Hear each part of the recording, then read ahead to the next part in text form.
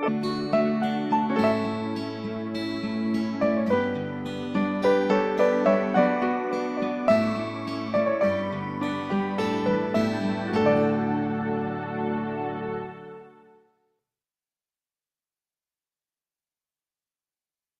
evening. This is 5 Minutes with David. And I wasn't sure what to share about this evening.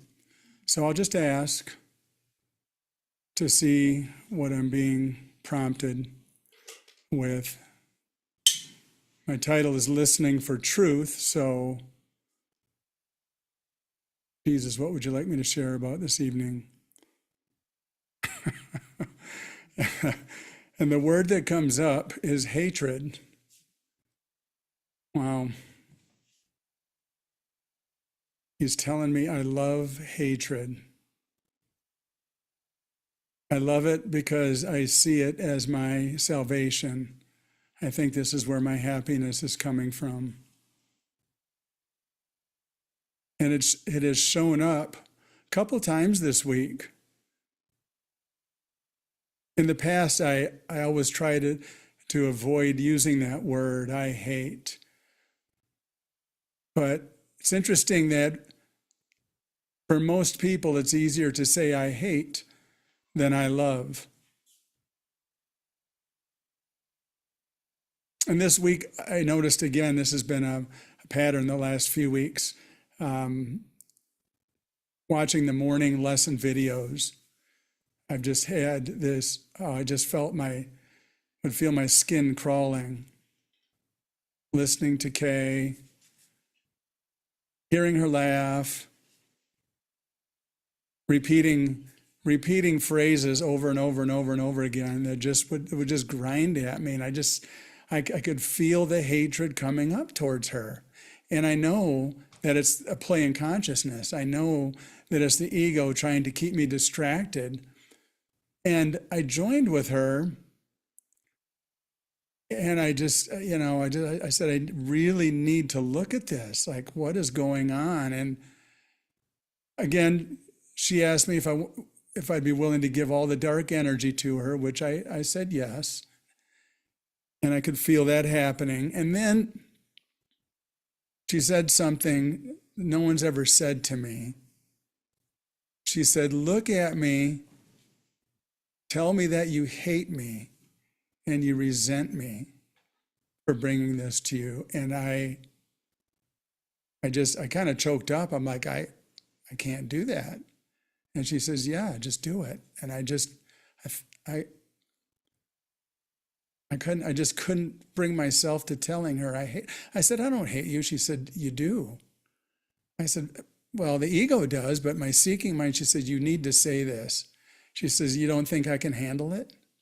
And so after several minutes, I finally just looked at her and said, I hate you and I resent you for bringing this to me. And then I just let it go. And we talked and spoke and looked further and deeper. And that evening, I felt, well, even right after the session, I felt lighter. And the next morning, when watching the lesson video, it wasn't nearly as aggravating. Like I could feel that the miracle made such a huge difference. And it was just a matter of facing that the love that the ego has to hate. Facing that idea that I could actually have a thought or an idea other than love. And it made all the difference in the world. Just to face it, look at it, to say it, and to let it go. And looked at the desire underneath it and got a miracle on it. And then hatred came up again, where I knew that an assignment was coming to me sooner or later. an assignment for social media. And when it was given to me yesterday, I just, it was a reflex. I said, I hate this. And that was twice this week. And it was good because while I could feel my skin crawl just thinking about it, I stood into it anyway. I stood into it.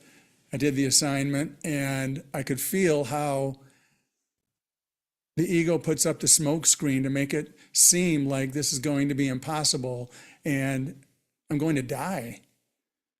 But it didn't happen. I'm still here. And everything's okay. So, yeah, it was clearly shown to me that hatred is just a belief being held on to, a desire that's been held on to. Well, it's been said, Jesus says it in the Course, the holiest place on earth is where an ancient hatred becomes a present love. And just by having the willingness to look at it and to walk through it with my mighties and see that it was nothing, it was just beautiful. It was miraculous. So I'm grateful. I'm grateful that Jesus showed me hatred this week, and I'm grateful that I have my mighties here to help me stand up and to walk through the fire and to see that it's really nothing. So thank you, Jesus. Thank you, my mighties. I love you.